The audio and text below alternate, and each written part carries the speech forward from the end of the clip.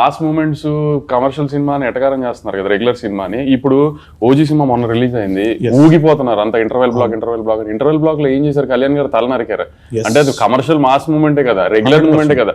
గత 20 ఏళ్ల సినిమాల్లో చాలా సార్లు, ఇప్పుడు అతనొక్కడేలో కళ్యాణ్ రామ్ గారి దగ్గర నుంచి మొన్న డాకు మహారాజులో బాలకృష్ణ గారి దాకా తల నరికారు కదా. కానీ ఎందుకు హై వచ్చింది? కమర్షియల్ మూమెంట్ కాబట్టి హై వచ్చింది. దాంట్లో అది రెగ్యులరే కానీ కమర్షియల్ మూమెంట్ కదా. అంతే, కమర్షియల్ సినిమా ఎప్పుడైనా మూమెంట్ వర్కౌట్ అయితే సినిమా వర్కౌట్ అవుతుంది, అంతే తప్పితే రెగ్యులర్ ఇది అది అని ఆ ఫ్యాషన్ ఏంటంటే సంక్రాంతికి వస్తే రెగ్యులర్ కాదు, ఇంకా మిగతా 11 నెలల్లో వస్తే రెగ్యులర్. అదేం లాజిక్ మరి ఇది కరెక్ట్ పాయింట్. నాకు తెలిసి ఆ టైంలో మైండ్ సెట్ అలా ఉంటుందేమో, మైండ్ సెట్ అలా ఉంటుందేమో.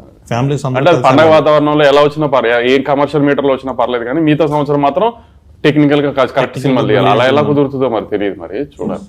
వేరే సినిమాలను చూసి వాళ్ళలాగా ఎందుకు చేయట్లేదు అని అంటారు, కానీ మనం రెగ్యులర్గా వాళ్ళు సినిమా రెగ్యులర్ చేశారు అనుకుంటున్నా దాన్ని ఎగ్జైట్ అవుతారు. మళ్ళీ ఇప్పుడు తమిళ నుంచి వచ్చిన మలయాళం నుంచి నేను కూడా చెప్పిన లోకా నేనే తెలుగులో రిలీజ్ చేశా.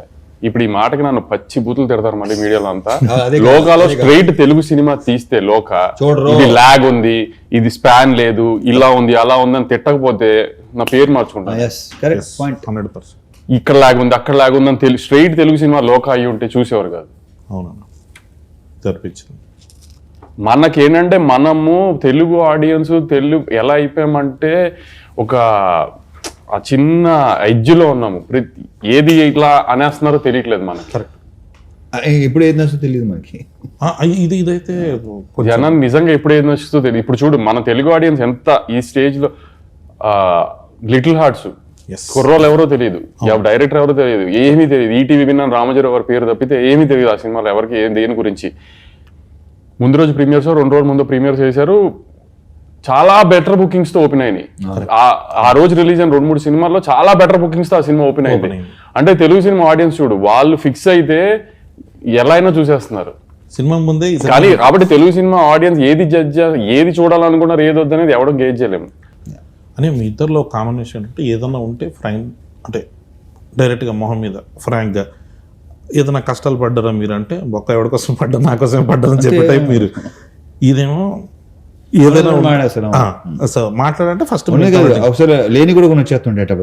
మీ ఇద్దరికి ఎప్పుడైనా ఫ్రాంక్ గా మాట్లాడుకుని గొడవలు జరగడం కానీ అరుపులు కేకలు అక్కడ వరకు వెళ్ళకపోయినా అరుపులు హీరోలతో ఎవరైనా అరుపులు కేకలు వెళ్తే కామన్ సెన్స్ ఉంది అంటే ఇప్పుడు ప్రస్తుతానికి సార్ నా మీద అలిగే ఉన్నారు 27 రేట్ పోయిందని. అంటే ఇది కూడా ఒకటి అసలు ఈ యూనియన్ గొడవలు దీని వల్ల లేట్ అవ్వడము అది కాదు కానీ సరే ఇంకా రీజన్స్ గురించి కూడా మాట్లాడుకోవడం వేస్ట్ అనవసరం కానీ. సో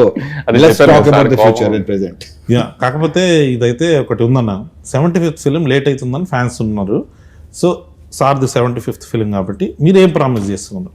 లేట్ అయినా లేటెస్ట్ గా వస్తామన్నట అలాంటి ఏం లేదు. కానీ ఆమె ఇప్పుడు నువ్వు ఇందాక ఫస్ట్ లో ఇంటర్వ్యూ స్టార్టింగ్ లో అన్నావు కదా మళ్ళీ అడగదు ఇది అది, కానీ ఇప్పుడు నేను చెప్తే వీళ్ళు వింటారో నమ్ముతారో కూడా నాకు తెలియదు. కానీ ఇంటర్వెల్ కి ఒక 20 నిమిషాల ముందు నుంచి సెకండ్ హాఫ్ స్టార్ట్ అయింది, ఒక 15 మినిట్స్ చిన్న ఎంటర్టైన్మెంట్ ఉంటుంది. ఆ తర్వాత ఒక పాట వస్తుంది, ఆ పాట నుంచి క్లైమాక్స్ లీడ్ దాకా ఒక 1 hour సినిమా ఉంటుంది.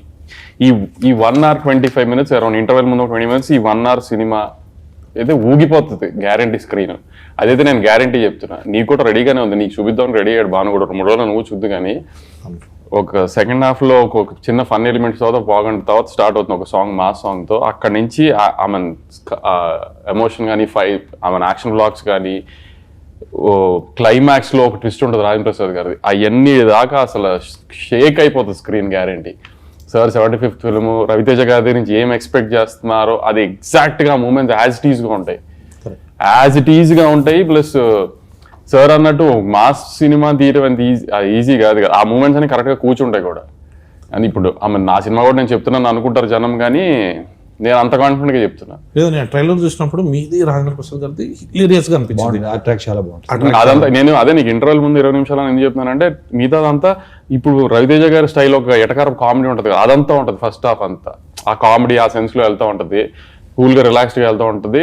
కథ స్టార్ట్ అయిన తర్వాత ఇంటర్వెల్ లీడ్ నుంచి ఇక ఎత్తుకుంటే సినిమా నీకు ఇంకా క్లైమాక్స్ ఫైట్ దాకా తగ్గదు సినిమా. ఇక్కడ విజువల్ గా కూడా చాలా స్టన్నింగ్ ఉంది. అంటే ఈ మధ్య చాలా స్టన్నింగ్ గా లేదన్నా, అంటే నేను చూస్తున్న ట్రైలర్ డాకు మహారాజ్కి మీరు అదే ప్రామిస్ చేశారు. అప్పటి వరకు నా బాలకృష్ణ గారి సినిమా మీరు చూసినట్టుగా కాకుండా కొత్తగా ఉంటుందని. ఇదైతే విజువల్లీ మనం చేసే మా సినిమాల్లో క్రాక్ ఉంటుంది కదా, క్రాక్ అప్పుడు ఆ, భలే కొత్తగా ఉంటది, అవును. అంటే విజువల్ సైడ్. దీంట్లో కూడా కొన్ని అలాంటి అలా నీకు సెకండ్ హాఫ్ లో 2 బ్లాకులు క్రాక్ రేంజ్ లో విజువల్స్ ఉన్నాయి, క్రాక్ రేంజ్ లో ఎమోషన్ ఉందని అనిపిస్తుంది గ్యారంటీ.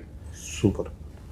అదేనా డిఓపి గారి గురించి బాగా చాలా బాగా చేశాడు. కదన్నా, అసలు ఆయన విజువల్స్ అన్ని చూస్తుంటే మహావీరన్ కెమెరామెన్, అవును. మహావీరన్ కెమెరామెన్ విధు అని చాలా బాగా చేశాడు. అదే నాకు కొంచెం ఆర్టిస్టిక్ స్టైల్ సినిమాల నుంచి సడన్ గా కమర్షియల్ లోకి వచ్చినప్పుడు వచ్చి ఆ కొత్త వైబ్ ఉంటది కదా, ఆ వైబ్ తను కూడా ఇలాంటి సినిమా నేను చేయాలని, తనకి ఇష్టం ఇలాంటి సినిమాలు చేయటం అంటే. సూపర్. నేను క్లైమాక్స్ సెట్కి నేను వచ్చాను, అప్పుడు చూసినప్పుడు ఆ action block, climax action block ఎక్స్ట్రాడినరీగా వచ్చిందని ఫీలింగ్ నాకు. చూసినప్పుడు అనిపించిందా? అది అసలు సెట్ లో చూస్తున్నప్పుడు ఒకసారి చూసి చెప్పు. డెఫినెట్లీ. Thank you. అనే ఇంకొకటి అంటే మెయిన్గా మనం వస్తున్నప్పుడు డ్యాన్స్ గురించి మాట్లాడితే, సో మీకు శ్రీలీల గారికి సెట్ అయినట్టు ఇంతవరకు చాలామంది హీరోయిన్స్తో మీరు చేశారు, కానీ శ్రీలీల గారితో డ్యాన్స్ అంటే మాత్రం ఒక ఎగ్జైటింగ్ ఉంటుంది. అంటే తను సూపర్ డాన్సర్, అది అందరికీ ప్రత్యేకంగా చెప్పక్కర్లేదు. అసలు యాక్చువల్లీ ఇంకొక మేజర్ డాన్స్ నెంబర్ రిలీజ్ చేయాలి, అది రిలీజ్ దగ్గరలో రిలీజ్ చేద్దామని అది హోల్డ్ చేసాం. సాంగ్ అవ్వాలని కోరుకుంటున్నాను. లేదు, ఆ సాంగ్స్ అన్ని బాగుంటాయి. అది కూడా సెకండ్ సాంగ్ కి ఎలా లిరిక్స్ మీద చిన్న కాంట్రవర్సీ వచ్చింది, ఏంటి బూతులు పెట్టారు ఇది అంటున్నారు. అది నాకు విషయం సార్, నేను అన్నప్పుడు చాలా మంది సార్ వాళ్ళు ఆ లాస్ట్ ది వదిలేసి ఫస్ట్ ది మాత్రమే తీసుకుంటున్నారు కొంతమంది, అందరూ కాదు. అది సార్ అది చాలా బాగుంది. ఇప్పుడు రాయలసీమ బ్యాచ్ ఉంది అనుకోండి సార్, డిస్ట్రిబ్యూటర్ కానీ ఎక్స్పర్ట్ కానీ పాట అద్దరిపోయింది సార్, మీరు మళ్ళీ ఇప్పుడు ఆ బూతులు పెట్టారు ఏంటని మీకు ఎవరైనా చెప్తే మీరు అది ఎడిట్ చేస్తారేమో, లేకపోతే లిరిక్స్ మారుస్తారేమో, అలాంటి పనులు చేయకండి సార్, ఇది చాలా బాగుంది సార్ పాట అని రాయలసీమ నుంచి ఎక్స్పర్ట్ సార్ అదే అంటాను సార్. ఒక్కొక్క జానర్ ఒక్కొక్క రకంగా ఒక్కొక్క ఎంబ్రేస్ చేస్తున్నప్పుడు ఇప్పుడు అందరినీ ఈక్వల్ గా ఎంటర్టైన్ చేయడానికి ఏంటి అనేది మనం ఆ డైలమాలో ఉండకుండా మనం ఒకటి అనుకుని కాన్ఫిడెంట్ గా వెళ్ళిపోవడమే సార్. ఇంకా తర్వాత దీని మీద ఇంకో క్లారిఫికేషన్ ఏమన్నా, నేను కొన్ని సాంగ్స్ ఉంటాయి దాంట్లో నిజంగానే పచ్చి బూతులు ఉంటాయి, వాటి గురించి ఎవడో పట్టించు స్మూత్ గా చెప్తారు, స్మూత్ గా చెప్తారు, అది పచ్చి బూతులు ఉంటాయి. కొన్ని సాంగ్స్ ఉన్నాయి, but I don't want refer వాటి గురించి మహాన్ తెలుసుకోలేదు, కానీ యా డెఫినెట్ గా ఇప్పుడు అమ్మని అక్కని అని గాళ్ళు మొక్కిపోతా అది వదిలేస్తున్నారు. ఏమిటండి ఆ సాహిత్యం ఏంటండి అనుకున్న కొంతమంది ఉంటారు, వాళ్ళు అలా అనుకుంటూ ఉంటారు. రేపు థియేటర్ చూస్తారుగా ఆ సాంగ్, లాస్ట్ సాంగ్ లో కూడా ఎటకారమే చేసాం, ఫుల్ ఎటకారమే. ఇప్పుడు దానికి కూడా కాంట్రవర్సీ దానికి కూడా తిడతారు, కానీ దాంట్లో కూడా ఎటకారమే చేసాం. అది last song commercial song, mass beat, dance number, set number, లీలాను రవితేజ గారు ఎరగదీసేసి డాన్స్, అది తర్వాత రిలీజ్ దగ్గర రిలీజ్ చేద్దాం, అది కూడా కాంట్రవర్షియల్ లిరిక్స్ మళ్ళీ. కాంట్రవర్షియల్ కాదు, కాకపోతే ఏంటర్ ఎలా ఉంది అంటారు ఏదైనా కొత్తగా ఉంటే ఫస్ట్ ఒక చిన్న ఉంటుంది, టెన్షన్ వస్తుంది, కళ్యాణ్కి ఏదైనా కొత్తగా ఏది ఉన్నా సరే అనుకుంటారు, ఏదైనా అంతే.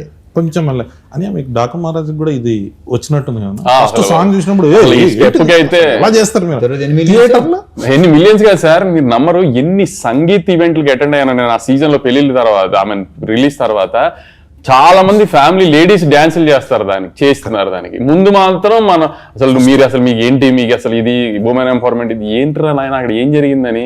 ఇప్పుడు ఉరోషిరావుతల గారికి తెలియకుండా ఏమి చేయలేదు కదా, కానీ తర్వాత మొత్తం అందరూ ఎంజాయ్ చేసి పిచ్చిగా. మరి ఇప్పుడు ఎవరిని ఏమంటానికి ఏముంది మనం. ఇంకోటి ఇలాంటి దానికి సందీప్ వంగ మాట్లాడారు అనమాట, ఈ సెక్షన్ ఉంటుంది కదా, ఇది ఒక 20 మాక్సిమం 100 మంది కంటే ఎక్కువ ఉంటారు. మనం అనవసరంగా వాళ్ళని సీరియస్గా తీసుకుంటాం, వాళ్ళని పట్టించుకోకపోతే హ్యాపీగా ఉంటాం. కరెక్ట్. అన్న మీకు కుర్చీ మడత పెట్టి కూడా వచ్చింది మహేష్ బాబు గారి పాట ఏంటి, ఆడెవడో తాతను బెడ్ ఏంటంటే ఇప్పటికే యూట్యూబ్ లో ఎంత చెప్పారు తెలుసా, ఒక త్రివిక్రమ్ శ్రీనివాస్ మహేష్ బాబు సినిమా పాటలు ఇలా ఏంటి, ఇదేంటి, అదే ఎంతమంది ఉంటారు. అది తర్వాత ఏమైంది. నెక్స్ట్ క్వశ్చన్లోకి వస్తే, అని మాస్ జాతర అన్న దానికి టైటిల్ వరకు ఓకే, మంద ఇదంతా అన్నది ఫస్ట్ పోస్టర్లో లేదు, తర్వాత యాడ్ చేశారు.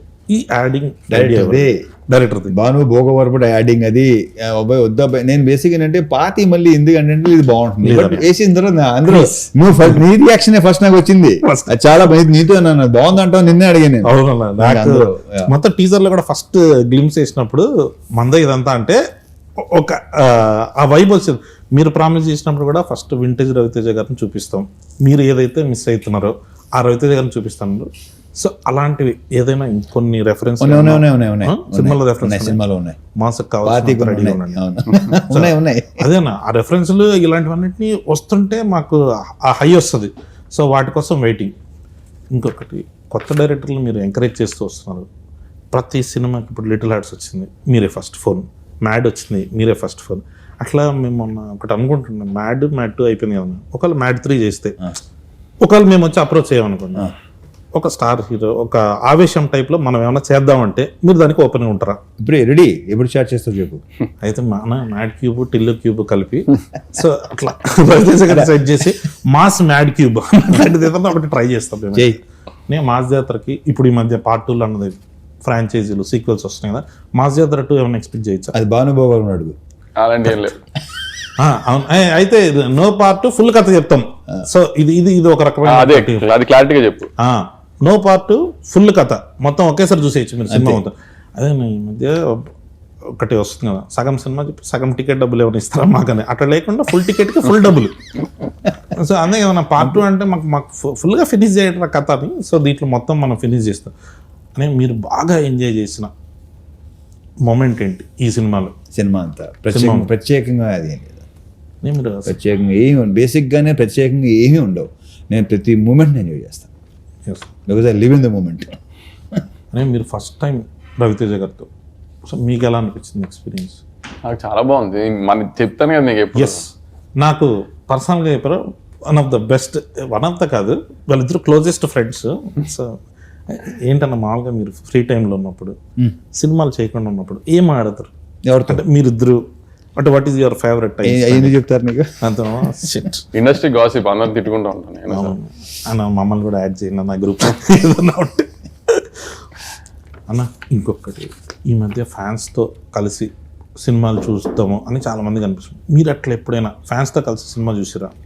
లేదు, బట్ ఒకసారి చేయాలనుకుంటున్నా అలాగా సరదాగా. మాస్ జాతర హిట్ రిపోర్ట్ వచ్చేసిన తర్వాత సార్ కానీ ఆర్ట్ సినిమాలో అందరూ అది థియేటర్ ఆగదు అవనే. ఇప్పుడు మాస్ జాతర రిలీజ్ అయ్యి గ్యారెంటీ హిట్ రిపోర్ట్ వస్తుంది, అది నన్ను నమ్మండి. మళ్ళీ మీరు ఆగస్ట్ లో జరిగిన దాన్ని గుర్తుపెట్టుకుని అనకండి, కానీ మాస్ జాతర నేను చెప్పిన బ్లాక్లు ఖచ్చితంగా వర్కౌట్ అవుతాయి, సినిమా బాగుంటది. దాని తర్వాత సార్ తీసుకుని మనమే సార్ మల్టీప్లెక్స్ కి వెళ్దాం ఏఆర్టీకి. ఎస్ అని ఫస్ట్ టైం మీకు మాస్ మహారాజ్ అన్న టైటిల్ ఎప్పుడు వచ్చింది? ఇది చాలాసార్లు చెప్పేసాను శంకర్ కళ్యాణ్, ఇది నేను నేను పిలిచింది ఈ రొటీన్ అడగొద్దని, నువ్వు మళ్ళీ పేపర్ నాకే చెప్పి చిరాకు దొరుకుతుంది. ఎస్, పేపర్ పట్టుకుని పాత ఇంటర్వ్యూలు ఒకసారి చూసుకుంటే తెలిసి చూసుకోండి. అదే ఏదన్నా కొత్తగా అడగన్నారు కానీ చెత్తగా అడిగినందుకు సారీ అని.